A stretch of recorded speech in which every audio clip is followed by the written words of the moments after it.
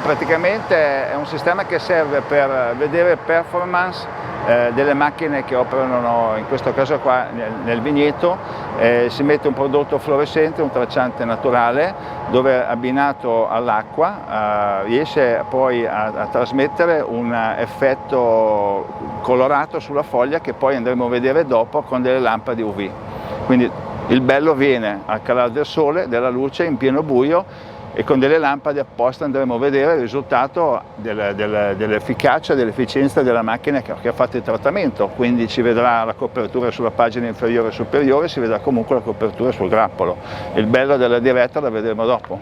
Il vantaggio serve appunto per capire a volte, a parità di principio attivo, se è meglio distribuire più o meno un quantitativo di acqua, no? L'acqua è un veicolo di trasporto, non è detto che a volte un trattamento fatto a 200 litri per ettaro sia peggiore rispetto a un trattamento fatto a 400, dipende sempre dalla dimensione della pianta, dalla tipologia della foglia, ma in questo caso qua andiamo anche a vedere se ci sono delle confluenze, se le foglie sgocciolano, e soprattutto andiamo a valutare appunto se la macchina ha lavorato in modo perfetto, andando a vedere che il trattamento è fatto in tutte le sue parti, dalla foglia al grappolo.